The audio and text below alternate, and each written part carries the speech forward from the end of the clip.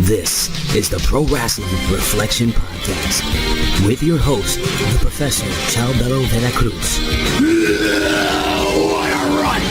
Mr. Wonderful Tommy Wonder. And I will take the powers of those that have no fear! And the prodigal one, JB. The cream, yeah. The cream of the crop. Now it's time to go back in time in the time machine. The American Dream! Dusty Rhodes! Too sweet! The living legend, Bruno Sammartino. Austin 316 says I just whipped your ass. To be the man, you gotta beat the man. Woo! Look at this. I can't believe it.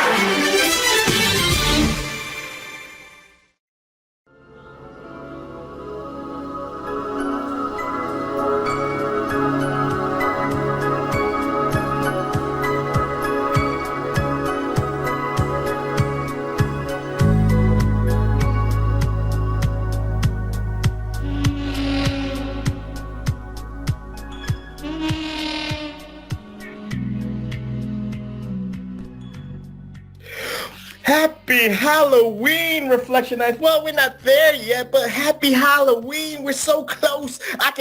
You can smell it. Can you smell it? I can smell it. Can you smell all those chocolate candies, the Kit Kats, the Hershey's Kisses, the Junior Mints? I don't know what people leave on their doorsteps and give out to the kiddies, but you know what?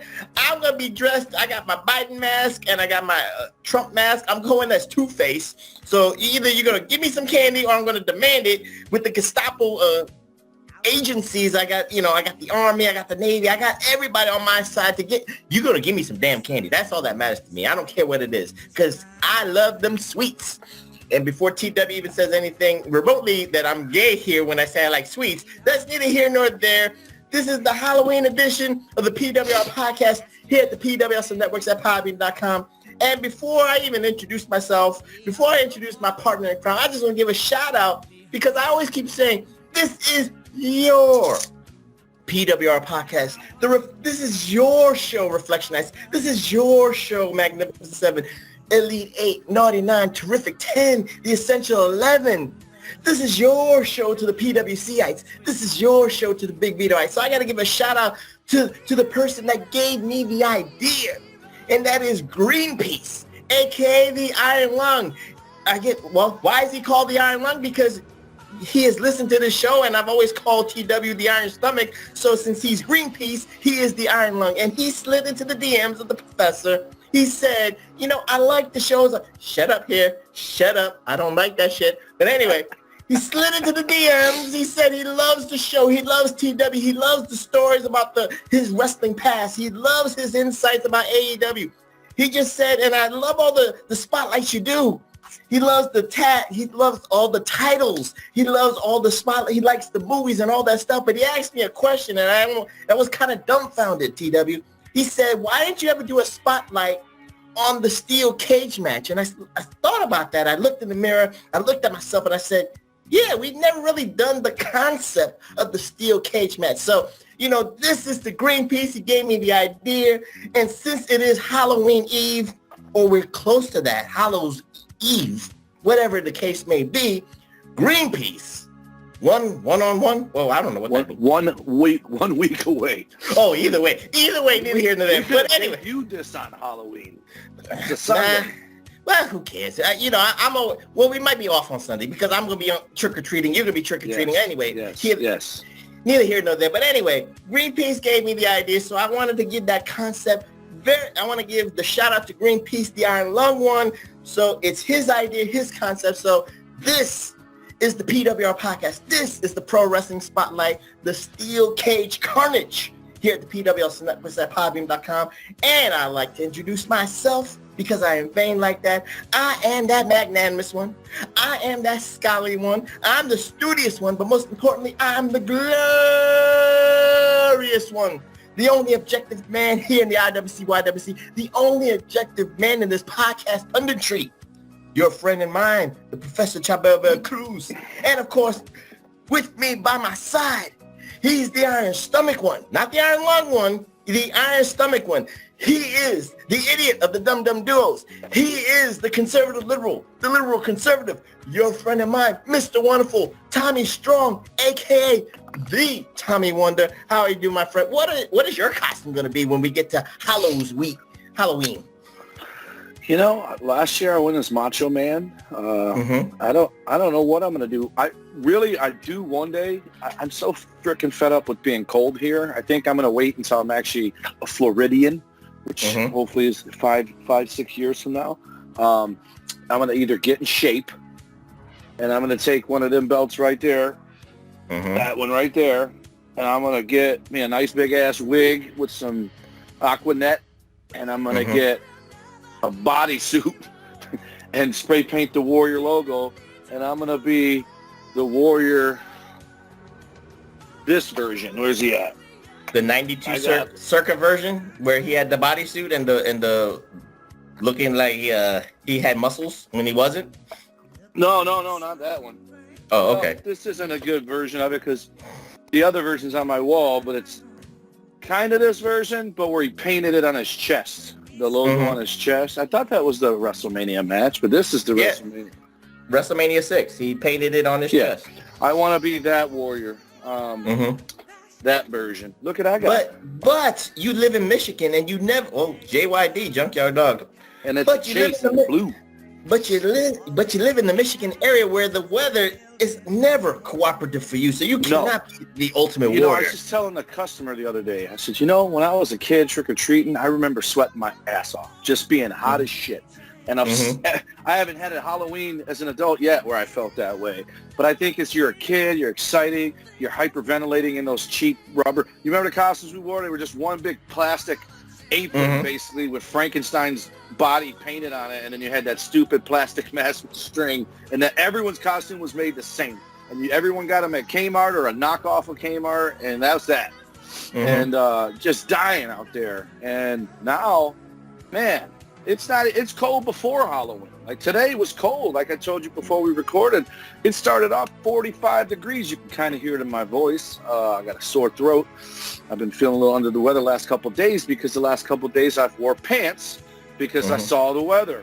Otherwise, I'd be wearing shorts out there freezing my ass off. But here's the problem. I'm better off freezing my ass off because when I wear pants because it's 45 at the start of the day, then when it hits 75, I'm regretting the fact that I'm wearing pants. Today, I took the jacket off. Yesterday, I kept it on all day. So you end up sweating, coming out of people's houses, and the sweat freezes to your face, even though it's not freezing, but, 50 degrees.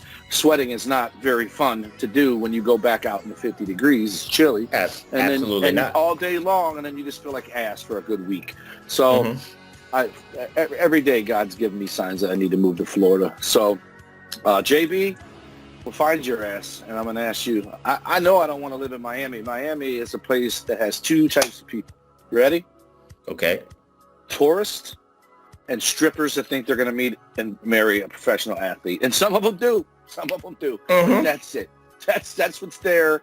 The locals that's how you lie and say you were actually a professional athlete and marry the stripper and then lie to her. Carry pictures of me with the title belts throughout my career for the Iron Lung. I'm going to say, this is what made the Iron Lung a fan right here. There you go. And this is where you can go and say, I'm an AEW wrestler with the belt, and they won't even know the difference. The strippers won't know the difference. I can have my friend make me a shirt that says Tommy Wonder is AEW. There you go. That was all elite. All elite. Full heel turn. There you go. You need a Tommy Wonder is all elite. But anyway, again, we are doing. That's a good idea. See, that might happen. I'm the professor. I'm the glorious one. I have these thoughts in my head. But anyway, let's get into this special Spotlight TW. It is going to be a nice nostalgic time machine running episode here because, we're going to go from the past to the present to the future because let me start by this. Since you are the wrestler, how did you fight in some steel cage matches in your illustrious career? It's funny because were you on the card? Oh, definitely on the card. Matter of fact, recently, 2000, probably 15, the year before I went and saw Travis in North Dakota was the last year he came to the reunions in Lima, they had a double cage scaffold match that year. No. It was a single cage scaffold match. The year before, they had a double cage match. In Lima, Ohio, if you listen to this and you're anywhere near it, I think Rick Vickery is close enough that he could. I think he's been to War Wrestling shows, but it's the best wrestling in Ohio. You know, I say that with some partiality, but the fact that I've not heard of anything else down there being run, having even remotely the amount of shows or the amount of fans that come to those shows. I've been there as a wrestler. I've been there as a guy going back to visit. I've gone there just to hang out, even when it wasn't a Hall of Fame show or whatnot. And it's always, it was hands down my favorite town to wrestle in when I wrestled. Taylor, Michigan being a close second, or actually Taylor would probably be a 1B to Lima's 1A, and then LaSalle, Ontario would be 1C, because, I mean, I love wrestling and all. Is that still War Wrestling, or that's different? No. War Wrestling's Lima. MTW, which was Midwest Territorial Wrestling, which those renamed Mexican Territorial Wrestling. And then BCW, which is Scott D'Amore's promotion, is LaSalle, Ontario. So LaSalle, Ontario, and Lima have a lot in common in the fact that they're small towns, and they cheer the good guy, they boo the bad guy. So that's always my preference, right? I wasn't a heel that wanted to go out there and get cheered. I wasn't a heel that I wanted to sell merch, you know, but I was ahead of my time. No one was selling merch when I was wrestling yet. It wasn't until the end. And then you learn the side note, you learn the hard way. When you make merch, you end up giving it to the boys more than you sell it, because everyone's like, I want a shirt. And they give you theirs, so you give them yours, like almost like swapping jerseys at the end of a NFL game. But Taylor was different in the fact that they cheered the heels and booed the bad guys. And I think I told you this before. John Muse told me when we started as a heel, we would be faces by the third month. And I was like, what? And he nailed it. They were cheering us by the end of the second month. The third month was the big blow-off against the baby faces, and they cheered us when we won. So we ended up being baby faces. And so with Lima, they have cage matches. They have gimmick matches. They have a scaffold in the cage match. But the funny thing about it is, as you're doing your intro, I'm thinking, holy shit, I've never been in a cage match. Not once. I've been in ladder matches. I've been in matches that were the ultimate. I forget what the guy called them. The ultimate. What is my battery dying on my iPad? What's happening here? No, you're good. You're good. No, it just dimmed for some reason. But I was in a match where it started off as a battle royal with an odd amount of people. And once one guy got eliminated, it turned into a 5-on-5 match like Survivor Series, except for once that guy got eliminated, and it was 9 guys, it turned into, it actually might have been 9 guys down to 8, and then 8 to 7 became a ladder match. Then it became a Falls Count Anywhere match. Then it became something else match. Then it became a 2 out of 3 falls match between the last 2 guys. So it was called the Ultimate or something. They never did it twice because it was way too confusing. I wrestled Edge and his partner Sexton Hardcastle, or he was Sexton Hardcastle, Joey Legend in a tornado match where it was me and Edge most of the match fighting each other, and Rico and Legend fighting each other until we all got back in there together before. In the dark, because the power was out in the building, and we're smashing each other with pop cans. You would have liked it. It was ECW style, right? But never did a cage match. But the double cage that they did in Lima, the cages weren't the same. So imagine seeing what I like to call, I think I told Travis I called it this. I call it the AIDS quilt of steel cage matches, because it was all different panels. And I think they tied them together. And when dudes, this guy, Matt Mason, I love the guy. He ended up retiring a year later. The guy he's great, man. Matt Mason's name is Matt Appleton in real life, but he'd had enough. And unfortunately, I met him when he was already doing it for about 5-10 years, which was the amount of time it'd been since I've been down to Lima.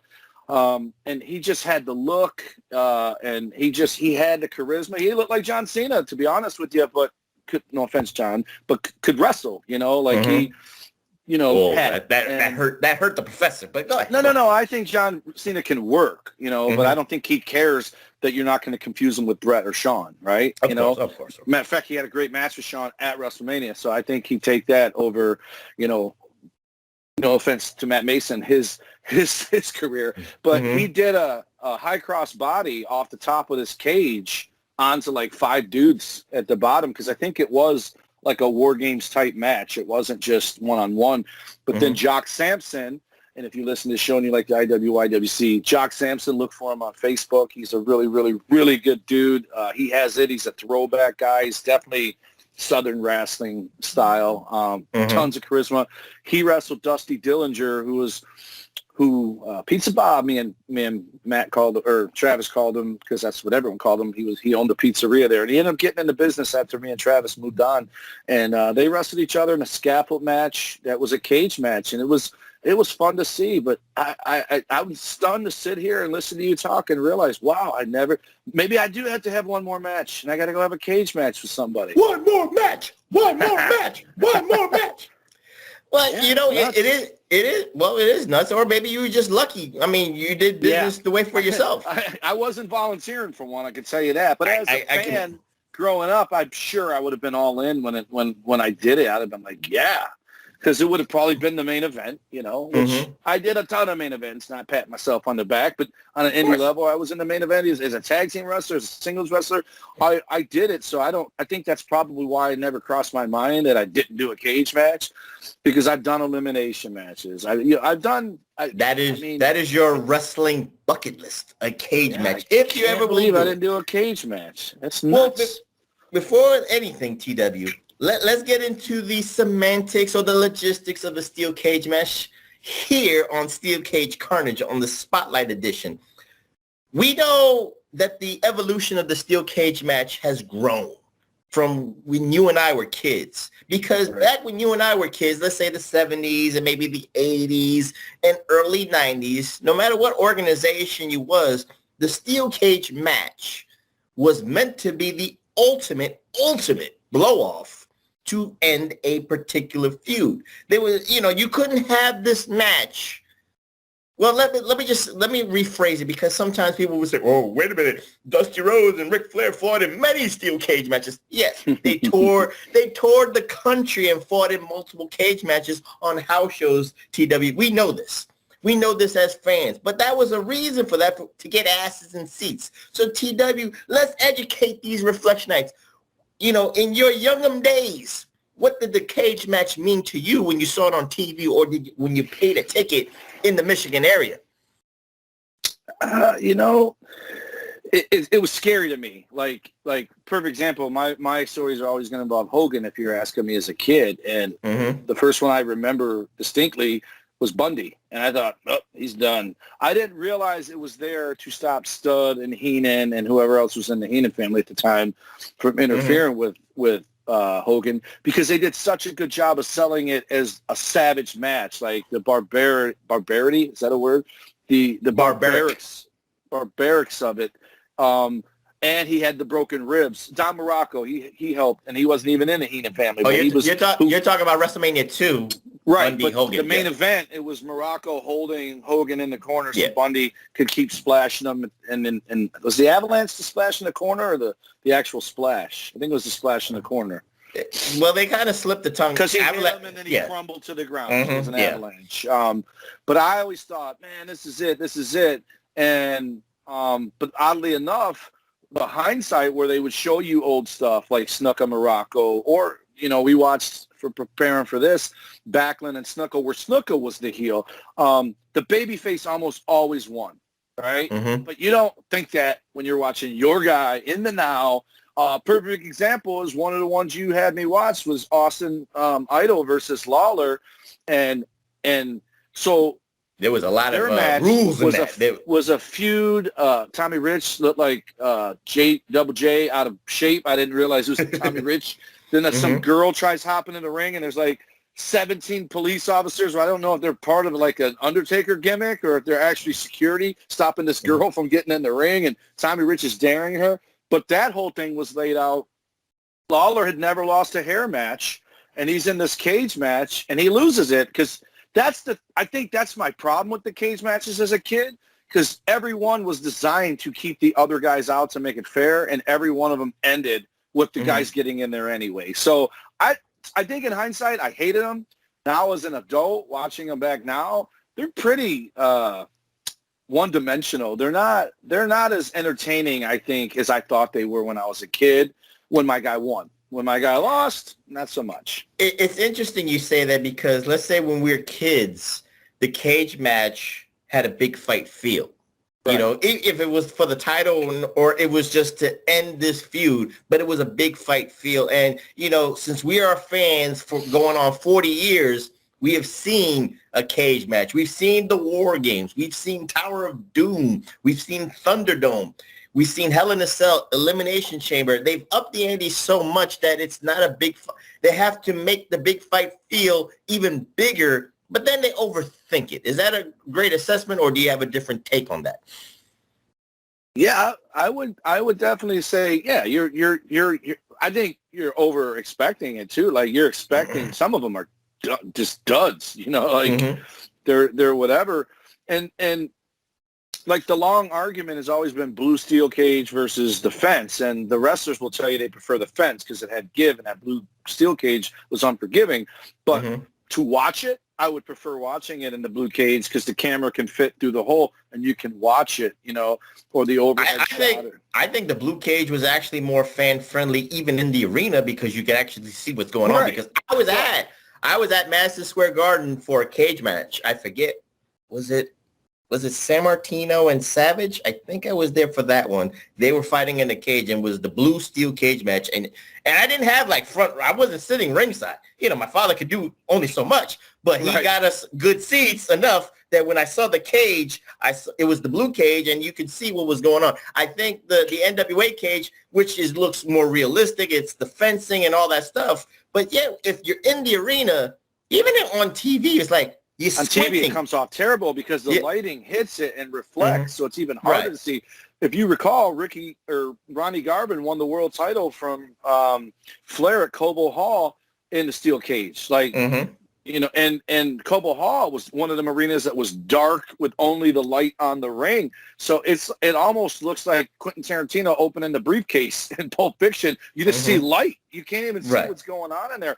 But I think if I had my druthers, I would take the blue cage, the WWF cage, with the NWA rules. I always hated guy climbing out or going through the door wins because two reasons. One, climbing out and going through the door proves it's not keeping anybody out of there if you can get out your damn self. And two, it's the coward's way, right? It's why is the guy, you know, I think. No. I don't know if you and I. Wait. I have to disagree. Well, I understand what your point is, but in the semantics of WWF wrestling in the cage match, for the hero, going over the cage was not a coward's way out. Going over that was the noble way. Going through the door was technically the coward's way out. However, the ending of Snuka Backlund is brilliant because Snuka does that same Snuka splash that he's known for with Morocco, that he hits it on him in 82? 83. I didn't know he did it before, but he did it to Backlund and missed, and a battered, beaten Backlund crawled out, and Snuka still tried. So it saves Snuka. It doesn't make Backlund look like a coward. It makes him look like he took everything he had left from the ass whooping he took and still was able to get out of it. Like he still had his brain. So I like that finish in that regard. And Hogan climbing over the top, I do remember as a kid thinking, stop showboating, just go through the door. Because if you recall, Orndorff and him had a dead tie, and Hogan won on the replay. I think that was Saturday night's main event. Yes, it was. But but I remember being mad at Hogan and thinking, if you'd have lost, it would have been your own fault because you didn't go through the door. Whereas the NWA version, they locked that door. It was never going to get unlocked because you couldn't escape it. And anyone trying to climb that cage, we all know it's one of the reasons they made the blue cage, besides for the visual of being able to record the camera through it, was the ability to climb it, because it was way hard to climb the fence cage with those wrestling boots on. So Snuka could do it because he was barefoot. No, I mean, that shit probably hurt. Don't get me wrong, but I get you. You know, you can't really climb. So the NWA match made more sense. But the thing that I was starting to tell you before we recorded, it's just by happenstance, because you sent me a bunch of matches and I watched them in reverse order. The very first match is the Von Erichs and the Freebirds I watched. The ring is barely shorter than the cage. The cage is only like, if there was a fourth rope, that's how high the cage was. Maybe a 4.5 or 5 ropes. Because I don't I think that one wasn't at the Reunion Arena. I think that one was at a Texas Fairgrounds. So that's maybe why the ring looks smaller. I don't know. Maybe I'm wrong on that one. Cage was small, but it felt more like a hog pen than a steel cage. And that one, I'll tell you what, if any of the boys in the back left the promotion after that match because of nepotism, I would agree with them. Because you start off with Kerry and Kevin versus all three Freebirds, and Kerry gets pinned. And then P.S. Hayes gets pinned next. And I'm like, if those would have been the last two in there if I was booking, not the first two gone. So now you got Kevin against Gordy and Buddy Jack. Buddy Roberts. And it basically, I do like how they ended up doing it because he got the upper hand by doing the old duckaroo and then smashing them together and using their own boot. And then out of nowhere, Mike, with the worst tape job ever for a tape-separated shoulder, just comes in and pins Buddy Jack, who fell off the top of the cage. But that cage was so low. Then you have Austin Idol versus I watched back. Let me just interrupt you. Hold your thought a little bit because I want to do a comparison between WWE and NWA at the time. Let's go with the WWE first. I don't want to. Hopefully, you'll still have your train of thought, but let's go with WWE first. Two guys into that ring. There is no referee. So the ambiance is there that two guys are going to beat the holy hell out of each other. You gave an example of Bob Backlund and Jimmy Snuka. The first cage match that I saw as a kid was actually the Coliseum home video of Hulkamania Volume 1. The first cage match that I saw on TV or on VHS or whatever was Hulk Hogan versus John Studd at the Kiel Auditorium in St. Louis. I think that's where it was for Hulkamania Volume 1. So when I look at that match and you got a 6'8" dude in Hogan and a 6'10" dude in Studd, you got two barbarians with no referee and, no rules and all this stuff. Yeah, you're right. And sometimes that, whether you go out the door, it's technically was supposedly the coward's way out for the heel. The babyface can get a pass on going through the door or going over the top because he's the hero. It doesn't matter. In that match, I saw blood on both. I saw, it was gritty, it was methodical, it was all that stuff. Now, hindsight on the NWA side, you just said it, it's better because they have the referee in the ring. You fight, no rules, you can do whatever you want in that cage, but the referee is there to solidify a 3 count. The first cage match I saw, again, it was a VHS. It was actually going backwards. It was the Flair for the Gold, Starrcade 83. I rewatched it with Ric Flair, going and regaining the NWA Heavyweight Championship from Harley Race. Now, as a young kid, you see Ric Flair being the hero there. He's bleeding, how the crimson red. He's a blonde man, but then he's a redhead after the match. And everybody celebrates and all that stuff. Now, when I'm older, I take what you keep saying, and sometimes it looks a little bit more predictable and all that stuff. They called it a Flair for the Gold, but I thought there was like, ooh, you don't know. It's that little 10% doubt. You just don't know if Flair is going to achieve that dream. And the match was okay, I guess, for the ambiance of Charlotte, North Carolina, and all that stuff.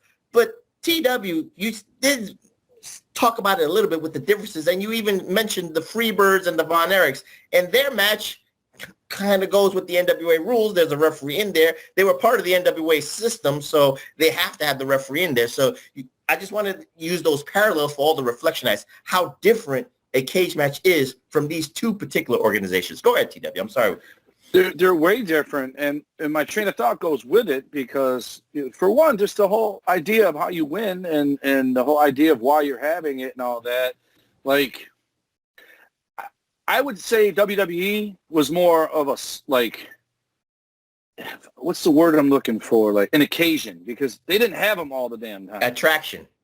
Right. It was an attraction, almost like the Survivor Series. It wasn't once a year, but it wasn't much more than that. Whereas NWA felt like there was always one. And first one I ever saw on TV was UWF, One Man Gang versus, I think, Duggan in a loser leaves sound match. And that was when Duggan went to WWF after he lost that one. And but my train of thought goes with these because you have World Class who has that ring that's just shy of being a 4th rope or a 5th rope high. And then Bob Backlund versus Snuka was the old NWA style cage that was the 15 feet, you know. Mm-hmm. And then Austin Idol versus Lawler was like a Hell in a Cell without a roof.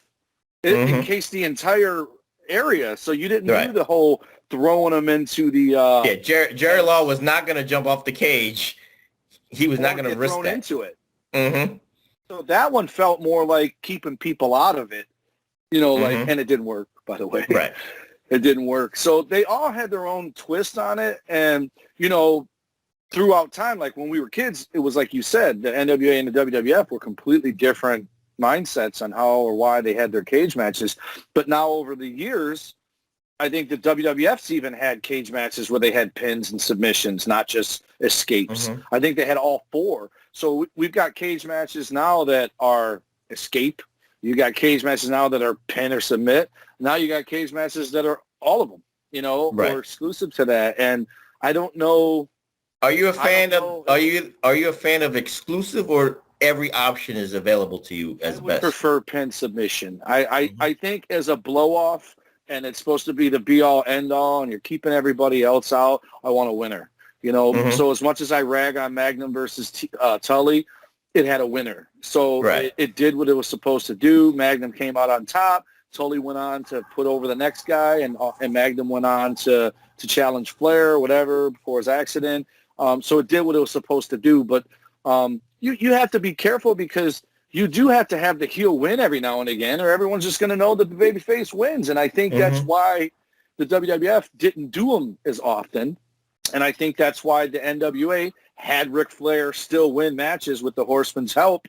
You know, one of my favorite finishes ever is Luger dropping the U.S. title to Dusty Rhodes when J.J. Dillon throws the chair into the cage and it backfires, and Dusty DDTs Lex on the chair to win the U.S. title and basically turn Lex babyface. That's a good finish, because that same spot is probably how Flair won on a different... No. That same spot that you're talking about from Starrcade 87 Reflection Nights, on Thanksgiving night, 1987, that spot worked for Luger during the summer of 87 when he won the U.S. title from Nikita Koloff. I just meant Flair because Flair would win cage matches. I didn't know...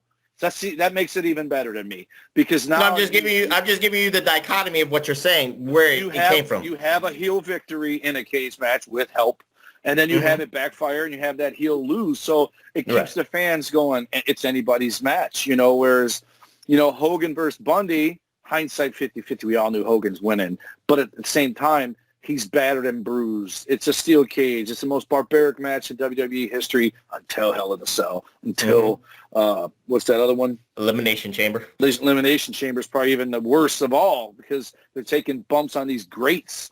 And so I just think they both did it right. I think they both did it right. If WWE had the cage match as often as NWA did, the babyface would have won every time. I can't even think of the last cage match where the babyface didn't win, because you got Brett versus Owen, where Owen won the regular match and then Brett got the win back in the cage. You got Warrior dropping the IC title to Rick Rude in the regular match and then defending it in the cage when he's world champion, like the obvious number one contender is the guy who just beat him, and Warrior wins.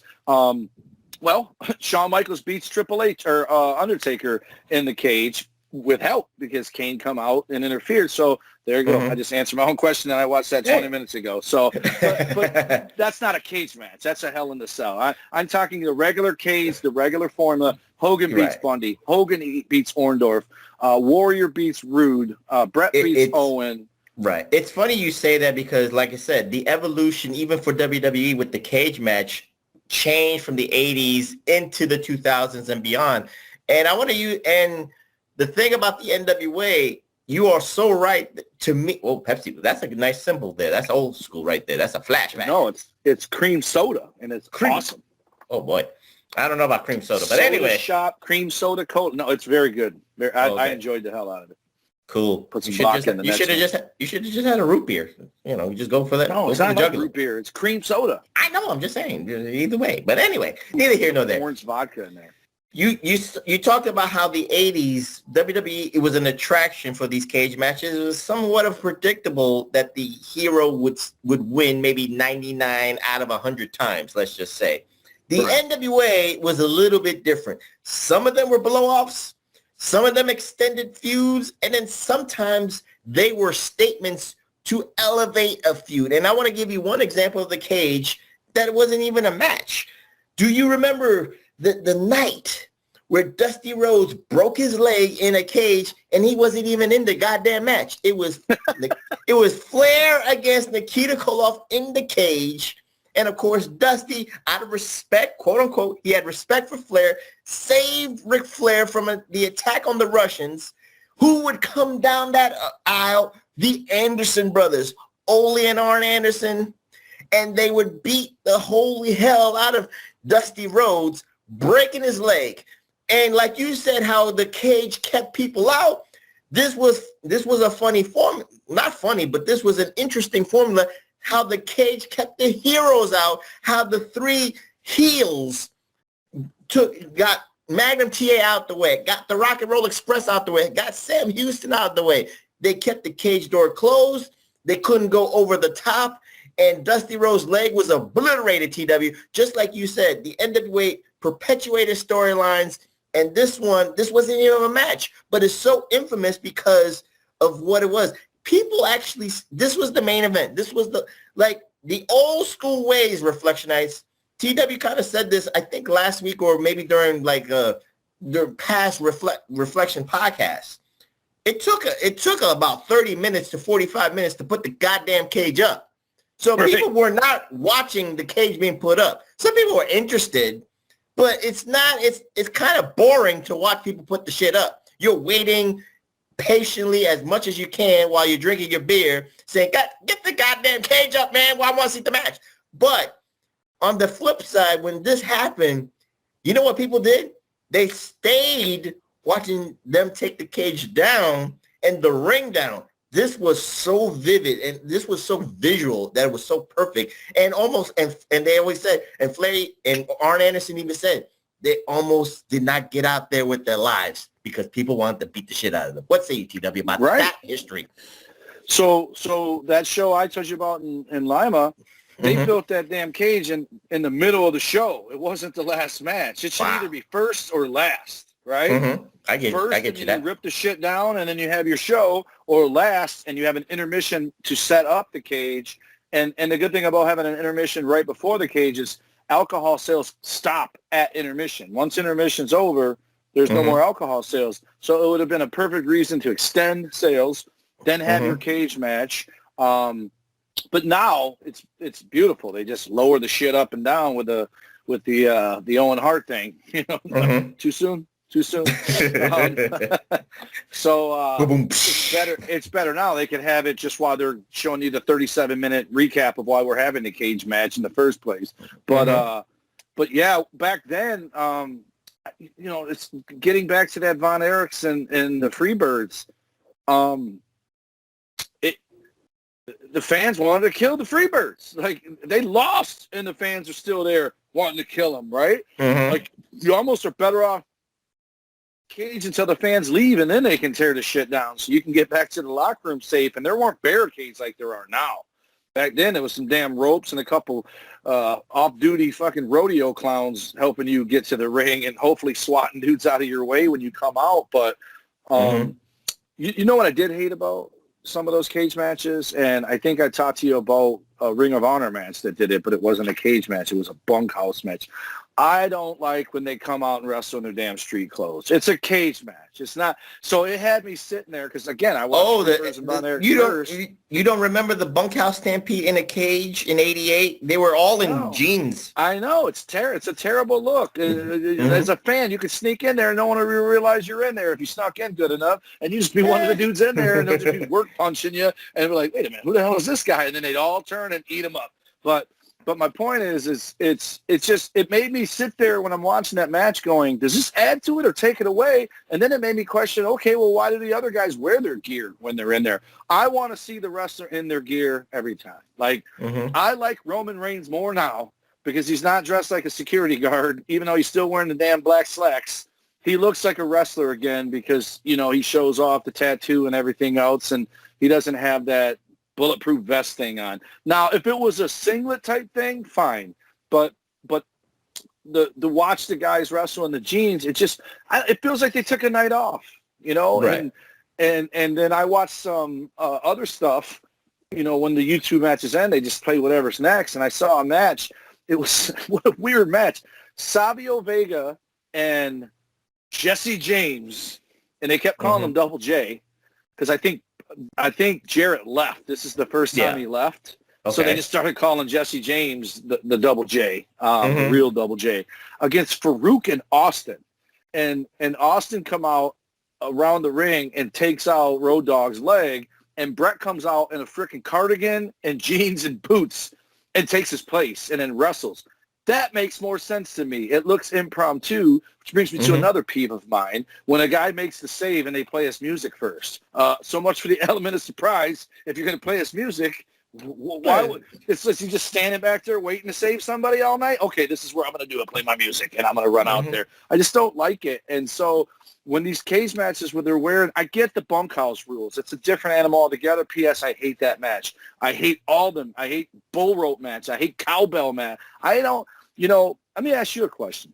Hell in the Cell, Michaels is absolutely bloody from forehead to fucking ball sack. He's just bleeding everywhere. When did that change? When did they stop? When they went corporate? When they went stock? Yes. So stockholders don't like blood. Yeah, but they still advertise for Halloween Kills.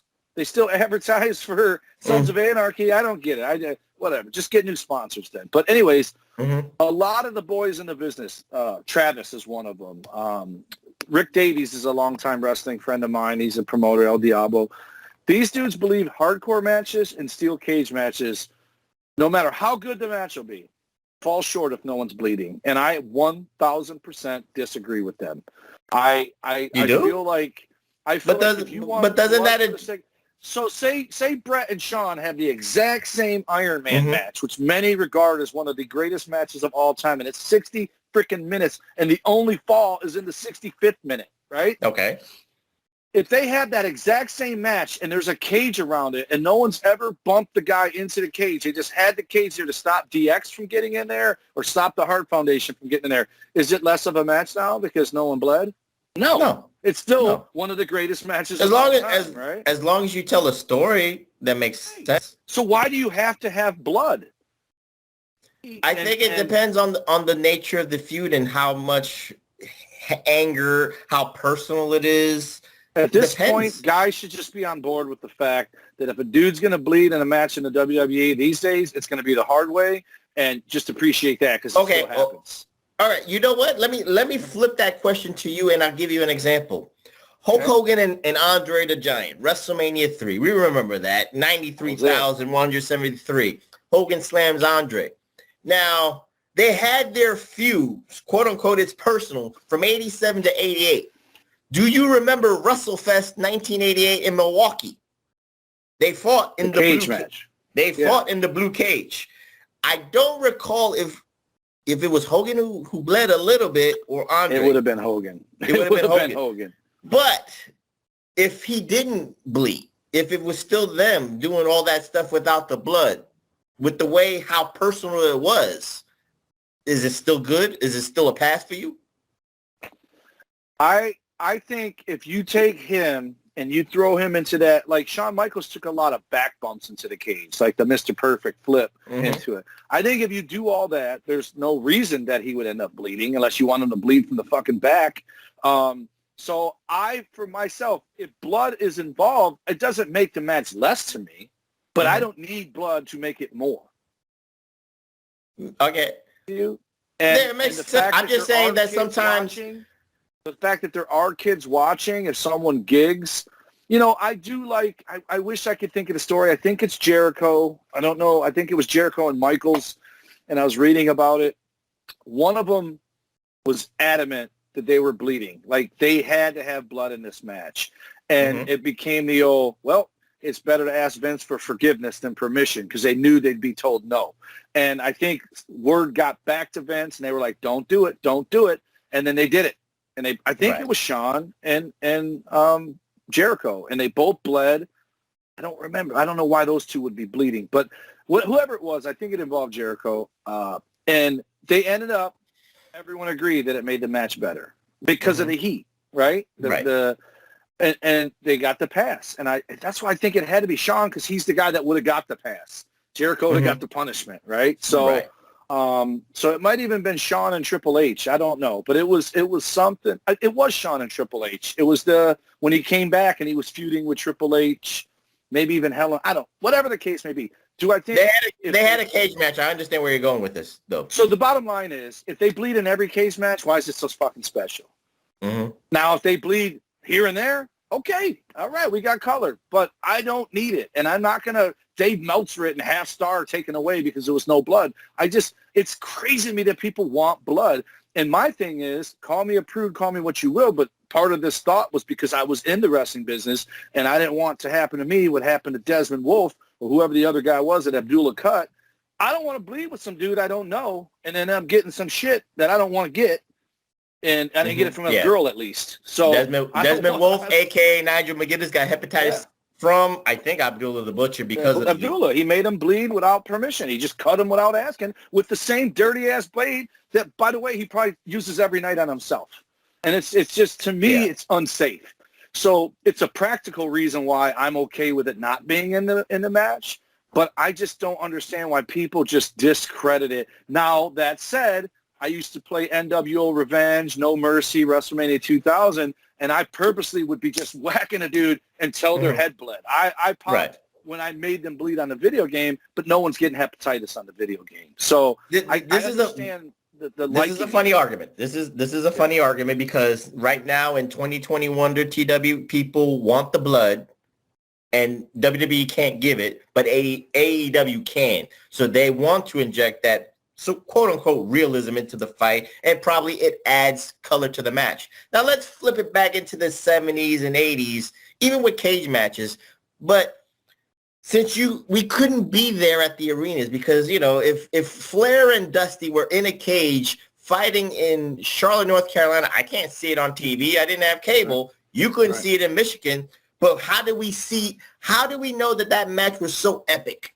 There was a picture on the aftermags in the cage, and after got the pic of maybe Flair being, by the fence, Dusty putting his hand right through the fence and making him bleed, and he got the right picture. So for the aftermags, and I'm just using them as an example. I'm not saying that was in the aftermags, but a cage match. It was. The picture was the heel's face rammed into the cage to get the blood trickling from their head, because that's what got you, A, hyped for their match, B, hyped to know what happened, and C, buy the magazine. So TW, I understand your argument against it. I'm not trying to give the argument for it. I'm just trying to give it a reason why for the business. This is what I'm going to hit you with. That was then. This is now. It's been long enough that people shouldn't lose their ass when someone doesn't bleed in a cage match. That's my I give you that. Why does it ruin the match for you is my question. Not you. I was asking you if it did ruin the match for you. But, as long as there's a reason, it doesn't ruin if it or doesn't. My favorite match for the last 4 years, 5 years, however many it's been, maybe not last year, but the first three, my favorite match was hands down War Games. All three of the first three, right? Undisputed Era versus, I don't even know who they fought. But the 3-team one wasn't as good, but when they all were in there, it was. And then the third one was good. And last year, I don't even remember who was in it. I don't like when they start hodgepodge and they end up with Hogan Warrior, Luger and Sting, or Hogan Macho, Luger and Sting, where they're not really people that associate with each other. It's two different people, and they're just throwing guys in there. I don't like those so much. Not one guy bled in those War Games matches, and they still were talked about as the match of the year by many. And why? Because all the other shit they did. They did a ton of shit. They took some sick bumps. They took some crazy bumps. They took some risks. And that little metal plate that connects those two rings, they're power bombing dudes on that. So there's brutality in there, but you didn't need blood. If it happened, it happened, but it didn't. And it didn't take away from it is my point. And I don't think it would have made it better if they did. It would have just been, they also bled. Well, since you brought up the War Games, let's talk about the evolution of the cage match itself. Because, again, like you said, we are jaded as wrestling fans because if you've seen one cage match, you've seen them all. So what could you do in a cage match? You've done the tag teams. You've done six-mans. You've done battle royals in a cage match. What can you do to up the ante? Well, Dusty Rhodes did that in 1987. He created the concept with the cage match, double cage match in double steel cages. He called it the War Games, and the first one, everybody says, is still one of the epic matches ever in the history of professional wrestling. The Superpowers and the Road Warriors against the Four Horsemen. Dusty Rhodes said the War Games concept was actually made for the Four Horsemen because you got all four guys, all four main eventers. You bought, asses. They bought asses in seats, and this concept, TW, was perfect for them and perfect for heroes to get one up on the Four Horsemen. They didn't lose no stock. They didn't lose no credence. They didn't lose their spots. It wasn't no title matches. So what say you, because since you brought up the Undisputed Era being the MVPs of the NXT War Games, of course, the Four Horsemen in the early stages of the War Games were the MVPs of those particular War Games. Yeah, and they didn't have to win it to still be the MVP of it, right? Like they just were. It was a fight. The only problem I had with the War Games in NWA was the cage lid. It had a lid, and it was way too low. It almost killed Brian Pillman even earlier than his early death, and Sid was to blame. It fucked up J.J. Dillon because of that low lid there, too. But I just getting back to that, I like Dusty Rhodes. I think he's top 2, if not 1, for charisma in the history of the business, right? But he's nothing to look at. Like, as a kid, I didn't look at that dude and go, oh, I want to be like him. No, but do you know what I think really gave him such a rub? That War Games match and being associated with the Road Warriors. They were 6-man champions a million times, or at least always had the damn things. Yeah. And then you add Nikita Koloff to it. Really, if you look at that team, it's 3 tremendously built human beings and Dusty. But Dusty was just as much a badass as him. I believe he painted his face teaming with the Road Warriors on more than one occasion. But I just think, to me, that's what made Dusty cool for me. When he was wearing the damn JJ Dynamite hat with his little white afro or yellow afro, whatever he had, and wearing his dad jeans up to his belly button with a half-assed state house jacket from Japan, Kyoto, whatever that jacket's called. He didn't look appealing. He didn't look like a hero. He looked like the dude who would try to hustle me out of my money when I got $1 to go get a soda at the party store. Hey, man, what you gonna do with that $1? Oh boy! But when he was the common man, right? But you put him. He was Huggy Bear and Starsky and Hutch. But you put him with the Road Warriors and then Nikita Koloff to boot, and it's just, which inevitably that means Nikita's the guy who replaced Magnum, right? Which is what they did in the storyline. Like, he had sympathy for his rival, whatever. But it made Dusty just like them to me. The rub, if you will. And I don't think anybody thinks the rub was going from the Road Warriors to Dusty. I think everyone thinks that Dusty was giving the rub to Nikita and the Road Warriors because nobody was more over than Dusty Rhodes in the South. Nobody. This dude was the Hulk Hogan of the Southern Mason-Dixon line area, which I think he was over in the WWE, but he didn't stay long enough. I think if he would have stayed long enough or came sooner, he was a little long in the tooth when he finally got to the WWE. But, dude, Dusty Rhodes and the Road Warriors and Nikita Koloff, it's probably, and I know War Games isn't Survivor Series, but if we're going to do teams of 4, the greatest team of 4 of all time. Actually, 4. You have to know. It's the Road Warriors, it's the Ultimate Warrior, and it's the Modern Day Warrior. That is the greatest team ever assembled in the history of 4-man wrestling teams ever. I would say Dusty, Nikita, and the Road Warriors are number 2. And number 3, I surprise you, All 3 Demolition with Mr. Perfect, which was the opponent of the Road Warriors versus and Warrior and all the Warriors. Damn it, they were called the Ultimate Warriors. So I hate it. But I just want to, let's keep it into the cage mindset because, again, you have to up the ante for the paying customer because, again, I'm not saying that cage matches got boring, but then when you add the double cage for the War Games concept and the rules of it, Dusty Rhodes, made these rules actually perfect. 2 men start for 5 minutes and then the coin toss. When you do it the first time, it's very intriguing. But then after like the 40th War Games, you always know that the bad guy always gets lost. Yep. The bad guy always gets the advantage, the two-on-one advantage. Oh, so yeah, then coin toss. It gets redundant. So, you had to be more creative of how to get that, two-on-one advantage on the heel side. But anyway, we're not going into semantics. We're still talking about the cage matches. But TW, you said it. The Undisputed Era were the MVPs of your NXT War Games, and I remember they had it was the Undisputed Era against, I believe it was Pete Dunne, Ricochet, Kevin Owens. I forget the fourth guy, but again, it was one of your.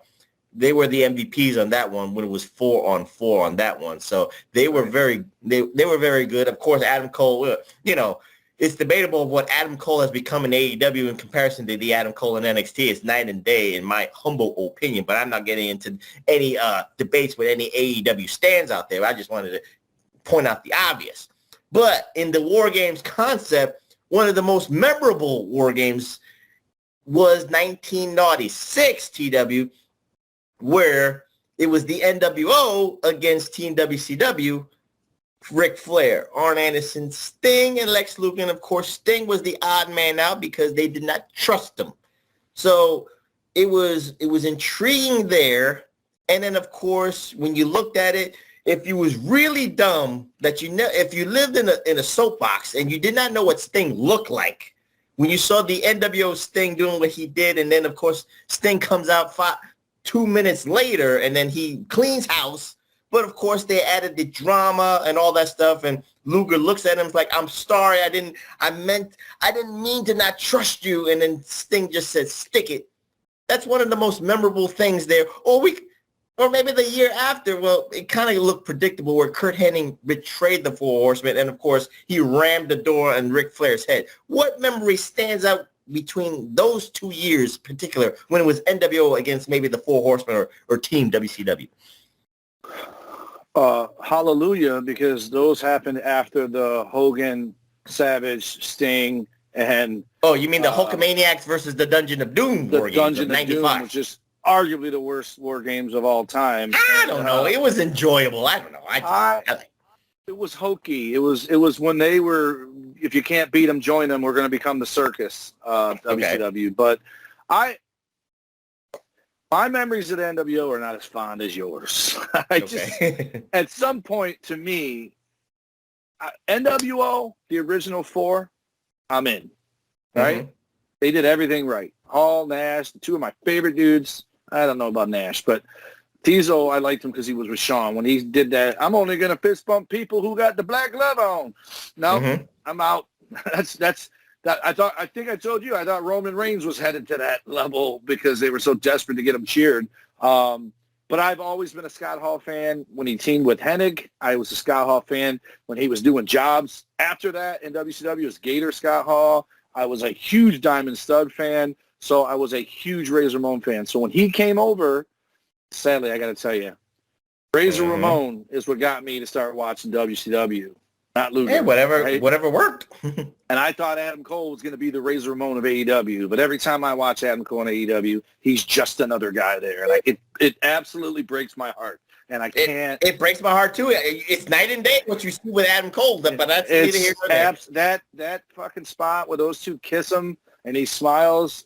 He's not even the Roddy Strong he's the Bobby Fish of the damn elite. You gotta ruffle some feathers here if this gets on the YouTube. That's my favorite wrestler right now is Adam Cole and Gargano, and they're both gone. I'm a man without a show because I can't watch NXT because Gargano's not there, Cole's not. It's just. And I like LA Knight, and I feel like he loses every week. Now he's in a match with that dude Surfer guy with the boxing show. I'm a man without a promotion, and Ring of Honor ain't it. I can tell you that. I hope MLW, maybe I can watch that. But anyways, the NWO just got to the point like you ruin good things. Mr. Perfect as a Four Horsemen is something that fits like a damn foot in a shoe. It's just the right size shoe. It's right. And for him to turn and join the NWO, it's like, come on, man. Does everybody got NWO? It got except redundant. for the Four Horsemen? And then Sting ends up being in it eventually anyway. And then 3 different damn NWOs. they ruin it. But Hogan, Nash, Hogan is the heel turn, and they were going to do Sting, I guess, but he didn't want to do it. Or was Macho Man going to be? Whatever. They was going to Sting. If Hogan wouldn't do it. But Hogan, Hall, Nash, and X-Pac, he doesn't get enough credit. This dude was the complimentary wheel in the DX after Shawn was gone. Well, there's Hunter, the New Age Outlaws, and X-Pac.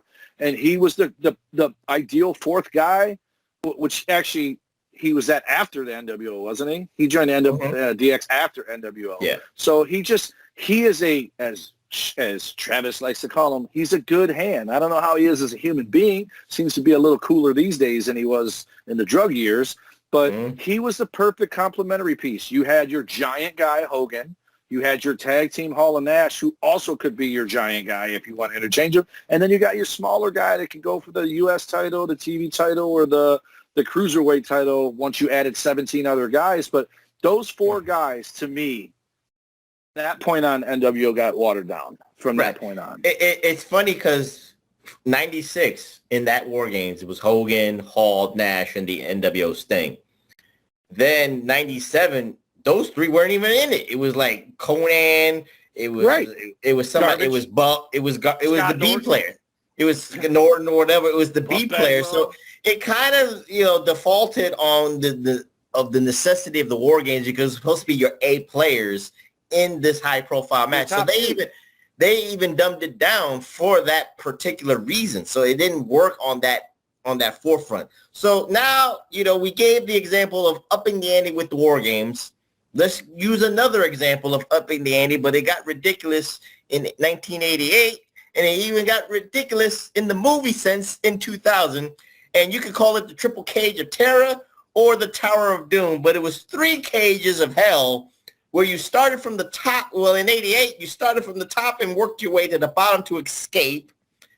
And then in the 2000s, for the Ready to Rumble cage match, you started from the bottom and worked your way to the top to grab the belt. So TW, when you see that cage, the Tower of Doom concept was they used the War Games formula, 5-on-5, and there was no advantage. There was no 2-on-1 advantage. Right. It was just you had to be quick to get down. X-Pac.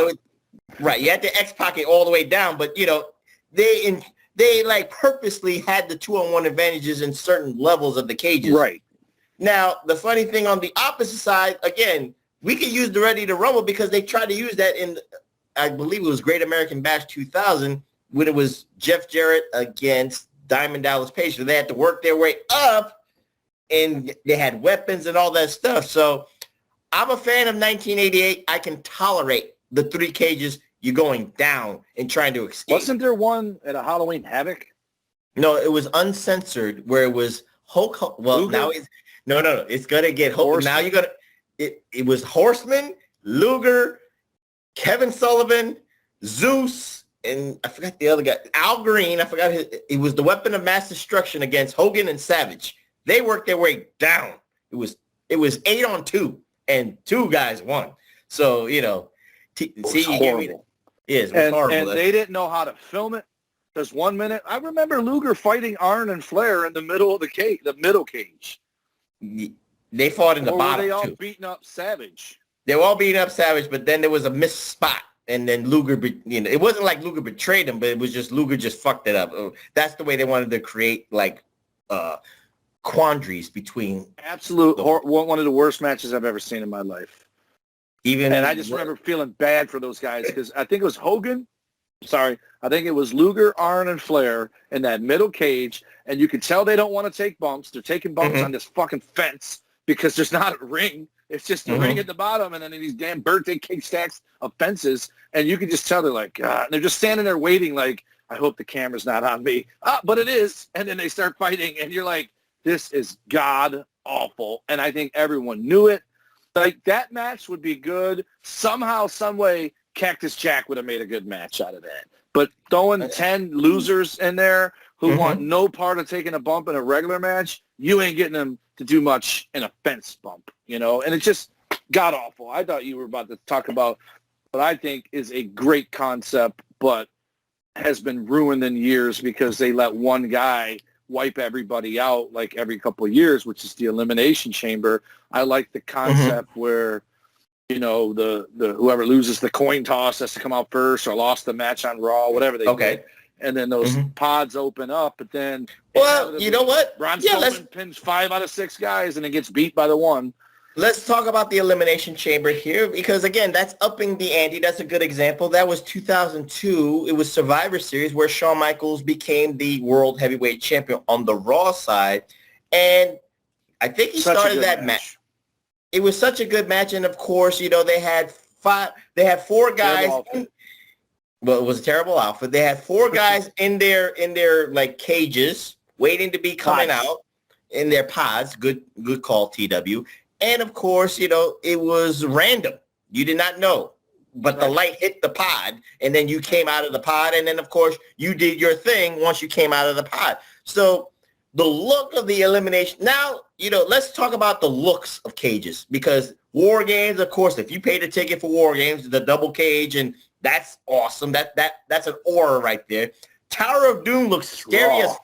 Right, it's raw. Tower of Doom looks scary as fuck. I'm not even thinking about how the match is going to be good. I'm just thinking, I hope no one dies because you're all up on top and working your way down. To see the top.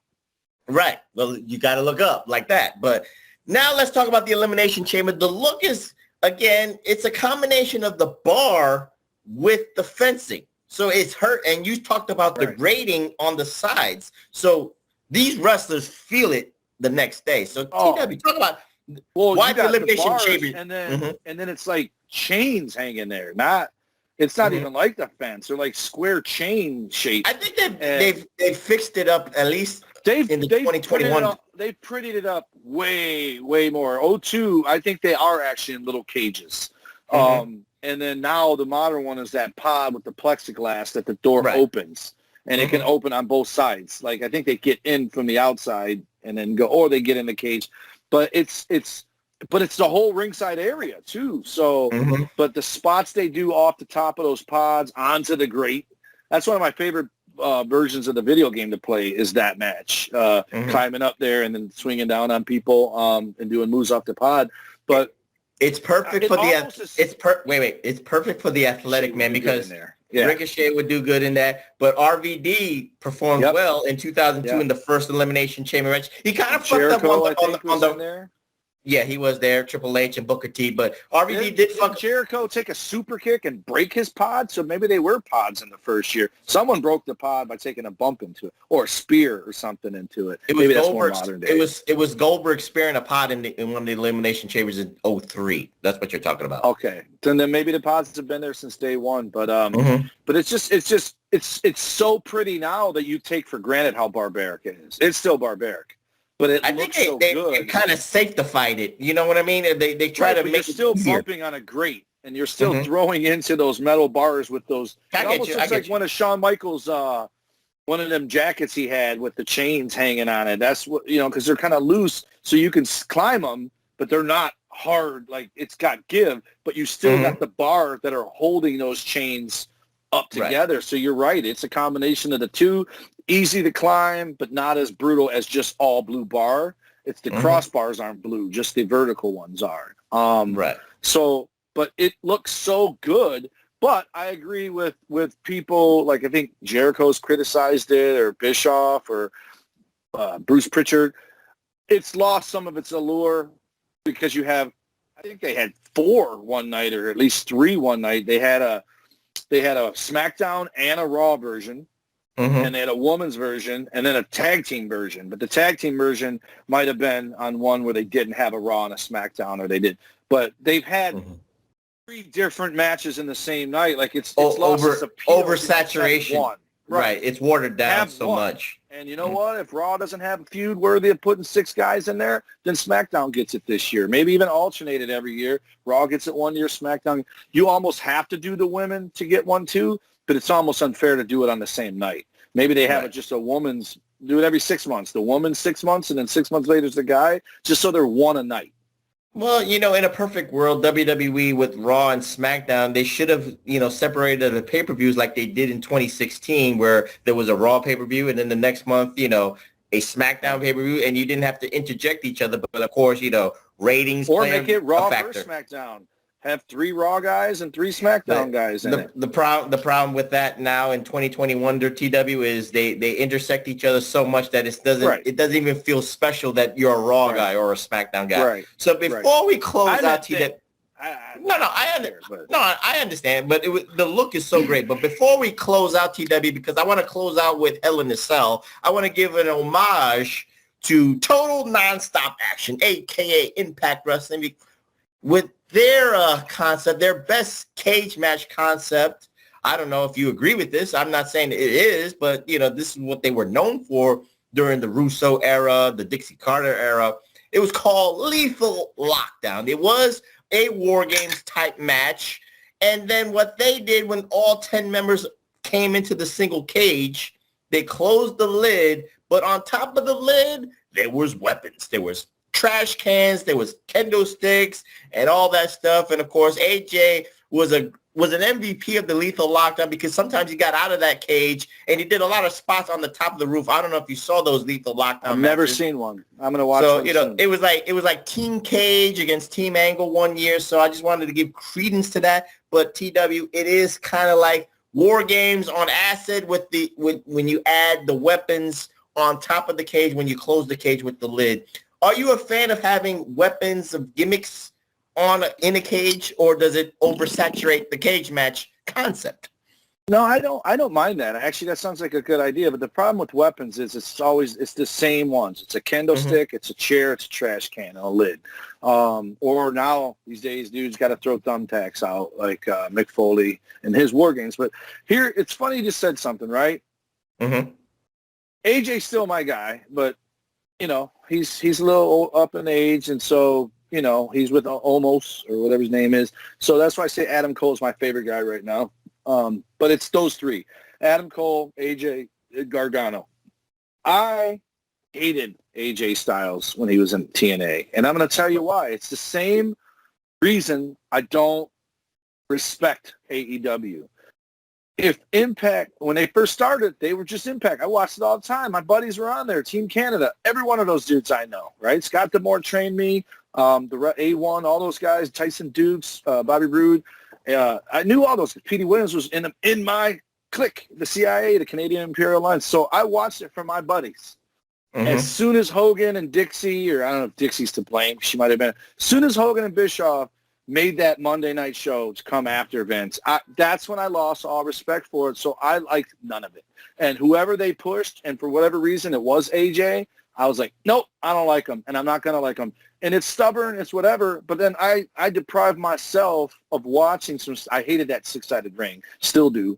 I deprived myself of watching it because I didn't want to give them my attention, my viewership, my whatever, because of how they operated.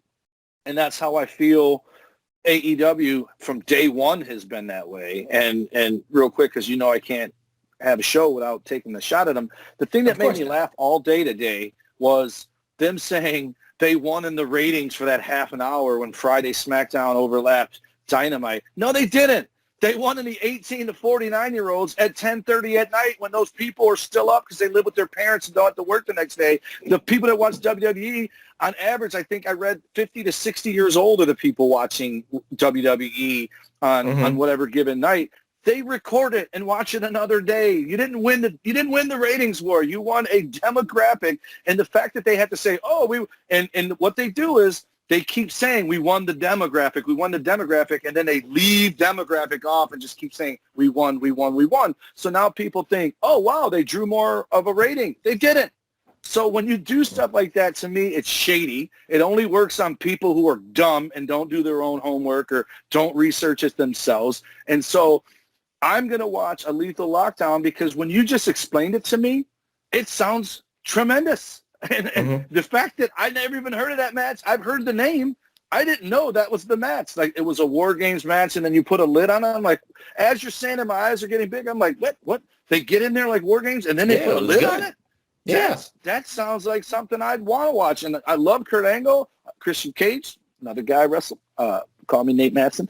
But at the end of the day, I missed a lot of stuff because I just didn't want to give them my business, if you will. They weren't going to get my eyeballs and my attention because of how they operated. And you said it yourself, it was the Russo era, so that's probably why I missed it. Because if he's there, Bischoff's there, Hogan's there, and it's so junior high the way, like I said, you don't hear Ronald McDonald. You have your taste. You have. It's not about you have taste. Your I probably would have liked it. If okay. They wouldn't have done what they did with the whole making a Monday night show and say, we're coming for you, we're going to put you. It's just they set themselves up to fail by doing something they didn't have to do. Just have a wrestling show. Tell everybody, hey, we're having a couple matches. Come give us a try. I prefer humility over braggadocious, right? As a heel, I like braggadocious. But as a company, win me over. You're not winning me over by telling me the other guys suck. That's not how I work. And that's what they do on a regular frickin' basis.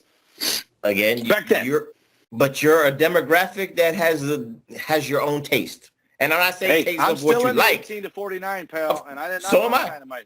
Also didn't watch SmackDown. So I recorded both of them. In a couple of years, we're both going to be 50. And we're going to be out of this key money-making demographic. Right. And we're still going to be watching this product. And then they're going to be like, we're not important to these people, these particular organizations. So let's close out this steel cage carnage. It was great to talk about this, TW. It was really not about what match did we love. I got an answer for you for Big Ray's favorite match. Okay, well, since we're going to... Undertaker. Okay, well, again... Since we're going to be talking about the main event of what the cage match evolution has become, we have to talk about the Hell in a Cell, which actually started in 1987 because TW actually talked about a match that was Hell in a Cell-like with Austin Idol and Jerry Lawler, hair versus hair. They had the cage down to the bottom, right to the fencing, so it covered everything.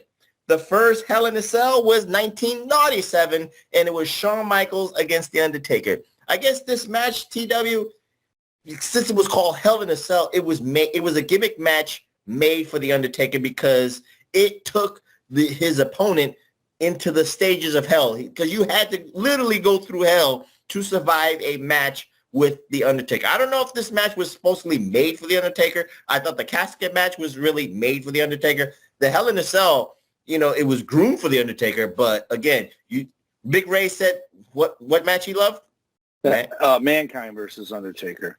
Of course, which he called it the first Hell in the Cell, but he might have called it their first Hell in the Cell. Right, it was their first Hell in.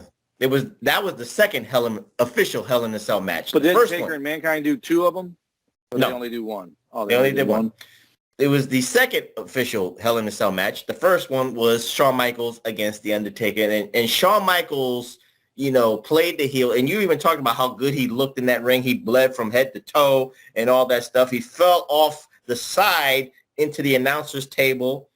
We could talk about, I think that match is a 5-star classic in the Meltzer eyes, but I think it doesn't get remembered as vehemently as Mankind versus The Undertaker because of the spot that Mankind did. Spots where he fell off the roof of the cage onto the man. He got fucking peeled off of there.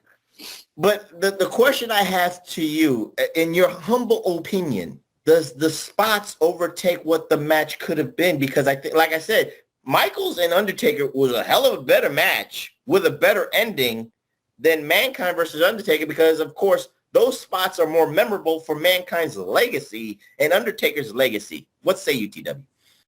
This is where I'll disagree. I think, first of all, I want to say this. Shawn versus Taker, Hell in the Cell, obviously it's got to have something to do with pushing Undertaker, make you think he's going to win. It's going to be his match, like the casket match, whatever, because it's hell. He's the Undertaker. However, I think they had this with Shawn in mind, and if it would have been 5 years earlier, Mr. Perfect, because you need a guy who can bump in there to make it look hellish, right? Okay, so right. I would say it was for both Shawn and Taker to accentuate both. And one thing I like about this match more than anything, and it's obviously not the first one, but I would say this match arguably is the one because this match happened because of Undertaker versus Brett at SummerSlam where Shawn cost him the match in his eyes. That match was okay, but this match, Shawn Michaels is a little guy. Undertaker is bigger than Hulk Hogan. And you have the stigma where Bret Hart couldn't lace Hogan's boot. Shawn Michaels really couldn't because Bret was singles before Shawn was and Intercontinental. And Savage made it where you could see, because Savage isn't much bigger than Bret or Shawn, I wouldn't think. But Shawn versus Undertaker was the match that let everybody know a little guy can go toe-to-toe with a big guy, because he took everything Taker threw at him and came back for more and also dished out some. And so I think in that regard, that's why this match is so, for me, important, monumental. It's the match that, in theory, because they're little guys, he should just be getting beaten around this cage like nobody's business or whatever. And he went on to have matches with Sid, matches with Yokozuna. Did Shawn ever work Yokozuna? Bret did. Had a good match with him. But he wrestled Sid. He wrestled Kevin Nash. He wrestled Taker. Probably Kane. He wrestled all these big guys, and no one questioned why that little dude's in there with the big guy. That's why I give Shawn. And Bret had matches with those guys too. Bret had a good match with Diesel. Not the best match he ever had, but probably the best Diesel ever had. And so I like it for that reason. But what I really love, and this is when I'm taking it back to Mankind, I love that Mick Foley and Terry Funk watched that match together, because Mick Foley was like, how am I supposed to follow that? And they watched it, and the two of them came up with the idea to start. Terry Funk really came up with the idea to start the match on the top of the cage. So at the very least, it's different. It's different. Right. Right? Because it is hard to follow that. And they're not going to put all that money into making that cage and not use it twice. So you knew they were using it again. And wasn't Michaels Taker 2 Hell in a Cell, the one at WrestleMania? Oh, no. Triple H. That was Triple H. Which was really just them two beating the shit out of each other. It wasn't even comparable, not in a good way or a bad way, but it wasn't it was more barbaric than barbaric. I just made up another word. But for Mick Foley, his match, if he only took the hip toss off the cage and to the table, and then they came in the ring and just had another wrestling match, it would be forgettable. But the fact that he did that, climbed back up there, and then the cage broke when it was supposed to be a 3-step, like he took the third choke slam before it fell, and the idea was he'd already be halfway down. So and then the chair lands on his face, and then that wasn't planned.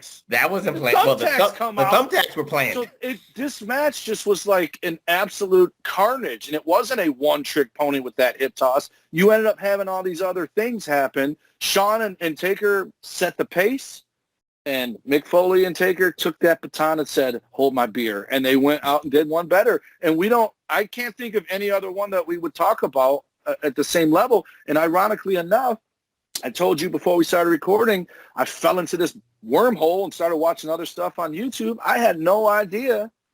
On paper, it was always Taker versus Mankind. But the reality is, it was supposed to be Mankind versus Austin. But they didn't think the fans would buy Austin versus Mankind, so they made it Taker, and both Taker and Mankind are like, we've already wrestled each other 900 times and all these different what are we supposed to do? So there was the added pressure of them having to deliver in a different way than they'd already done and follow the Shawn Michaels Taker match. So everything was stacked against these guys, and I think they more than rose to it. And I don't know how much of it was Taker. It sounds like the majority of it is Terry Funk and Mick Foley coming up with all these ideas, and Taker was just a good guy to follow it out and jumped off that cage back in the ring, probably thinking he killed Mick Foley with a broken ankle. The whole match he had a broken ankle and climbed that cage twice. He broke his ankle when he fell down, when he dropped down. He said that. It was already broken. It was broken before the match. Oh, okay. I'm just saying when he went down. And he had to jump in the ring. His leg was taped up under the boot. It was already broken. Because that's what Bruce Pritchard said. He said, oh, and by the way, Taker can't move because he has a fractured ankle. And so Mick's like, what the fuck? Like, you're setting me up to fail, and I'm going from being in the ring with the top guy, which is Austin, the champion, to now being in there with the guy who just has nothing going on. So, hey, let's throw Mick Foley with the Undertaker and give him a match. And it ends up being arguably, it's got to be the best gimmick match in the history of wrestling. But as anything, the watered down oversaturation, the Hell in a Cell has a great match in Undertaker and Michaels, a great match in Undertaker and Mankind. But of course, there is the worst Hell in a Cell in the history of Hell in a Cells, and that would be Seth Rollins against The Fiend, Bray Wyatt. And they say it's the worst match ever because of the ending where all these chairs were on Bray Wyatt, but then somehow he comes out of the like a zombie, and it just never made no sense. And Bray Wyatt didn't even win the title at that Hell in a Cell. So I guess that's why a lot of people were jaded about that match. They booed that match out the building, and rightfully so. I just wanted to give that dichotomy for all the reflectionites. There is a good cage match, and there's also a bad cage match. TW gave us examples of a good Tower of Doom, maybe, and there a bad Tower of Doom. There's a good Tower of Doom? What? 88 was still a good Tower of Doom. I'm sorry to say that. I'm just saying. But anyway, neither here nor there. Your homework assignment, TW, is to watch Lethal Lockdown at your earliest convenience. Funny thing. So Honky Tonk Man obviously always is an Elvis impersonator when you think of what he is. Okay. It never occurred to me until watching Austin Idol versus Jerry Lawler in 1982. Is that what 87. that was? 84? 87. 87. Yeah. 82 was Backlund and Snuka. Jerry Lawler is 100% wearing a Honky Tonk Man outfit in this match. It's the powder blue with the one shoulder strap. And I just thought, holy shit, Honky Tonk wasn't there to be an Elvis impersonator. He was there to impersonate Jerry Lawler, the king of Memphis and the king of rock and roll. It's just like Dusty, or not Dusty, Virgil being called Virgil, and then Vincent. I think, and the fact that he was his cousin to boot, I think it was a shot at Lawler to have. I never would have thought that in my life, but I remember reading the aftermaths. Jerry Lawler was not happy about Honky Tonk Man's character in WWF, and now I understand because he dressed just like him. And what move did he do all the time? Shake, rattle, and roll, and the fist too. The off fist. the top. He the did first. everything Lawler did, Right. and I never ever put it together until I saw this match, Austin Idol, and I think I don't know if we ever said. The whole thing was Lawler never lost a hair match, and he lost it and got his head shaved in the ring. I did say he lost it because of outside help, but they shaved his head in the ring, and I actually thought to myself, this is refreshing because, a babyface got his head shaved. That's not very common, and he lost. Not just you get your head shaved because you got jumped, but he lost his match and then got his head shaved. So I wanted to add that in there because we got all over the place because I digress. But, yeah, I never did the math that Honky Tonk Man's look and everything, other than the pompadour, was really stealing everything from Jerry Lawler. Now I understand why Lawler was mad. Was it a rib? I don't know. We'll never know. We have to ask Vince McMahon. It was a theft. Oh, it's a theft. Well, neither here nor there. You want to come here? How about we get your cousin up here instead? And he got over. He did. And it was Vince McMahon who got him over. So, with that being said, Reflectionites, we hope that you enjoy this special spotlight called Steel Cage Carnage on the PWHustle networks at podbean.com. TW, give out that treat for all the Reflectionites, those social medias. Boats and hoes. The Pro Wrestling Coalition Network hosts us these days also. So we got to give them a shout out at PWC Network at podbean.com. Our show on Twitter is at PW Reflection. Big Ray, can't do it without him, at Big Ray Hernandez. My Twitters are at TommyWonder19, which is my original one that I got a nice doozy. I'm up to 14 likes and a retweet on it because I had a nice little burn on this stupid lady that had the dumbest response to something I ever saw. But if you want to read it, you got to go read my Twitter. She's a liberal. She's a liberal. I know. 1,000%. And she's those, AEIOUs, whatever. At the Tommy Wonder, I'm gonna get Cara Duned. But at the Tommy Wonder is my non-political Twitter. Facebook.com/Tommy Wonder is my Facebook. Snapchat is #Wonder. Dumb Duel and an Idiot on YouTube. I've been slacking. Either I've been sick or one of us or all of us have been out of town. And then, of course, Big Vito, bigvitobrand.wixsite.com, and then patreon.com/the Big Vito Brand. Him and his wife are always helping us out, tweeting us out on Twitter and helping us get a bigger following. So we appreciate all those guys. Absolutely. And again, shout out to Greenpeace, the Iron Lung, for giving us this idea for the Steel Cage Carnage show. And of course, you can find me on my Twitter at PWHustle PROF. That's PWHustle Prof. Hopefully this episode of the PWHustle the Pro Wrestling Reflection will be on the YouTubes, on the PWHustle networks. And of course, follow my guys, my brothers in arms, 8-Track Dashley, the king of the reactions at, 8-Track Brown, the king of the reactions at 8-Track Dashley. And of course, the man with the documents, the man who has the proof of everything that this world is going to the shitter, Billy Ray Valentine at Obi-Wan You Know Me. And of course, for the official Halloween, we will be off because that's the treat I'm giving TW, so he can go in costume, meet the Ultimate Warrior, and get all the candies on the official Sunday of Halloween. So we will be back on the Podbeans the week after Halloween for that. And again, I don't know what we're going to do. I think we're going to go maybe to the movies, TW. Maybe we'll do that. Or maybe we'll do I had an idea. And I also want to, I think it's 8-Track Brown. He popped me on your Hustle page today with the what if. I think it was him. I hope if it wasn't. Oh, what if Shonuff had the Infinity Stone? Had the Infinity Gauntlet. I laughed for a good 5 minutes when I saw that picture. That is a funny. Who's the master? Shonuff. But he said, give us the what if we all want or whatever. But that was good. But as I'm watching these cage matches, it dawned on me, and it's mostly with one glaring exception. I thought, I don't know how he would do it, and obviously this is just spitballing, but I'm saying it on the air, so if anybody's interested in us doing it, give us feedback. But replacement players, right? So you got the Skyscrapers.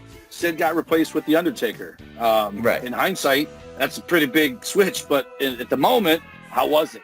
The Freebirds got rid of Buddy Jack, put in Jimmy Garvin, and then added Terry Gordy back to it. Midnight Express was Dennis Condrey and Bobby Eaton, and then Stan Lane. So almost like comparing the old versus the new version. And then the Crush, Horsemen, obviously, Crush with Crush the and Demolition, and wasn't he with the Road Warriors? But the one thing, well, I guess that is a WWE. That's a good one though. I think Crush made Demolition better. Plus, he joined when they were still three, not. No, but I get what you're saying. Acts. Replacement players on great gimmicks that already work. The worst one ever, I think, off the top of my head, is Lee Cassidy replacing Shawn Michaels and the New Rockers. No, it's Paul Roma being in the Four Horsemen. That's what it was. Oh no, I meant WWE. There's Demolition in that one, or. But we're wrestling. We're a wrestling podcast. We got to talk about all of them. We got to talk about everybody. No, you can talk about the. Trying to think of. Damn it, you made me mess up because I was thinking of one that happened in WWE where they replaced somebody and I can't. The Orient Express was Paul Diamond at the Mask, Kato, and then got replaced by Saito, I think was his name, Mr. Saito or whatever. The other way around. Saito was first. Replaced by Paul Diamond. Yeah. Bad company. Tanaka and Diamond were bad company. Then they became. Oh, he just joined them in WWF after the fact.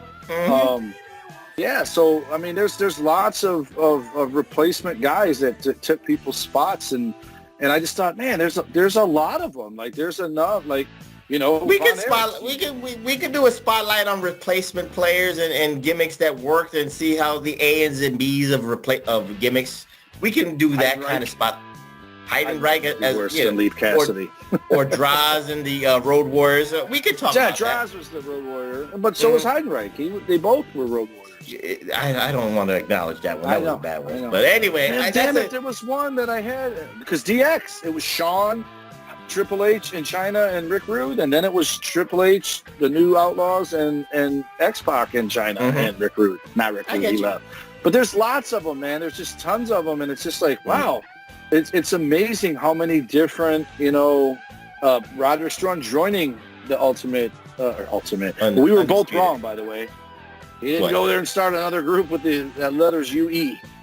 It is what it is. But you know what? Save those thoughts. Write them down and give it to the professor, and then we will see what we can do with that. It's a good concept for a future spotlight, maybe at the end of the year. Replacement players and gimmicks that work. But anyway, I'm the professor. That's Mr. Wonderful TW saying good night and happy Halloween. We'll see you the week after Trick or Treat Reflection Nights. Boats and hoes. It's all about the boats and hoes.